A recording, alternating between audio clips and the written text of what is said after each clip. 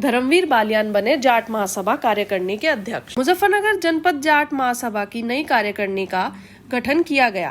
धर्मवीर बालियान ने बताया कि संरक्षक मंडल द्वारा नई कार्यकारिणी के गठन के लिए निर्णय लिया गया था, जिसके बाद संगठन के अध्यक्ष और महामंत्री को नई कार्यकारिणी बनाने की जिम्मेदारी सौंपी गई।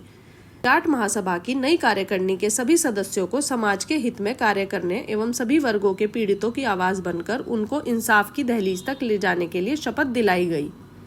महासभा के अध्यक्ष धर्मवीर बालियान ने रविवार को रुड़की रोड स्थित ग्रीन एप्पल होटल में मीडिया सेंटर के पत्रकारों से वार्ता कर बताया कि समाज के उत्थान के लिए 35 सदस्यीय टीम का गठन किया गया है। उन्होंने कहा कि जनपद जाट महासभा केवल जाट समाज के लिए नहीं बनी, अपितु सर्व समाज के हित में कार्य कर पीड़ितों की आवाज बनकर उनको इंसाफ की दहलीज तक ले जाने का कार्य करेगी।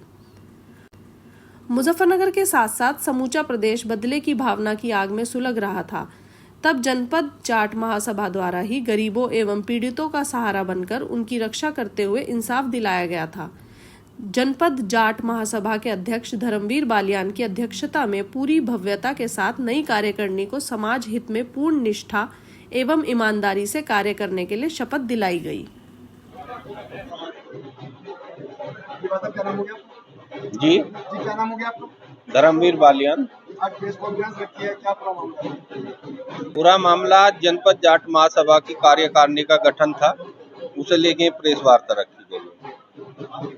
किस तरह की कार्यकारिणी बनाई गई है, कौन लोग इसमें शामिल? किस तरह की कार्यकारिणी बनाई गई, कौन लोग इसमें शामिल? इसमें जो संरक्षक मंडल ने 2 लोगों को चुना है, अध्यक्ष और महामंत्री। बाकी कार्यकारिणी हम दोनों को घोषित करनी थी, जिसकी पद भी तो इतने एक साथ में नहीं बताया। 31 लोगों के नाम है, जिसमें 7 उपाध्यक्ष है, सचिव है 5, कोषाध्यक्ष है, मीडिया प्रभारी है और लीगल एडवाइजर है।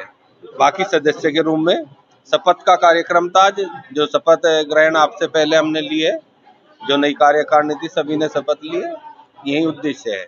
आपको भी जिम्मेदारी दी गई है, किस तरह की जिम्मेदारी दी गई है और किस तरह का निर्माण करेंगे? मुझे समाज ने जो विश्वास मेरे ऊपर जताया है, मैं समाज को विश्वास दिलाता हूँ। पूरी ईमानदारी से, निष्ठा से मैं अपना काम करूंगा। समाज हित का कोई भी मुद्दा अगर मेरे सामने आएगा, उसे मैं, अगर मेरे स्तर का होगा, मैं खुद निपटारा करूंगा। अगर मेरे स्तर से बाहर होगा, अपने बड़े बुजुर्गों का सहयोग लेकर, उनके आशीर्वाद से उसे पूर्ण करने का प्रयास करूंगा।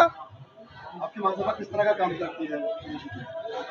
हमारी महासभा समाज के अंदर फैली कुरीतियों पे काम करती है, होनहार बच्चों को सम्मानित करने का काम करती है। या समाज में कुछ विवादित मुद्दे हो और जो सभा के माध्यम से निपटारा हो सकता है, उनकी मध्यस्थता करके उनका निपटारा करने का काम करती है। ये सभी एक ही समाज के लिए, स्थान के लिए काम करती है या सभी? देखो, मेरा इसमें ये मानना है, मैं जिस समाज में जन्म लिया उसके लिए तो मैं सर्वप्रथम काम कर ही रहा हूँ। हालांकि मैं इस पक्ष में नहीं कि दूसरे समाजों का काम ना करे जाट महासभा। कोई ऐसा है, गरीब है, समाज हित में अदर समाज का भी कोई काम है, जैसे कि हमने 2013 के दंगों में काम किया, सर समाज के लिए काम किया जाट महासभा ने। उसमें जो भी मतलब पीड़ित व्यक्ति था, उसे लीगल के हिसाब से या उसे आर्थिक सहायता के आधार पर हमने मदद की, उसमें भी बहुत लोगों की। तो ऐसा कुछ नहीं है। लोकसभा चुनाव से पहले भी लिए जा सकते थे, लोकसभा के चुनाव के बाद भी ली गई है, ऐसा क्यों?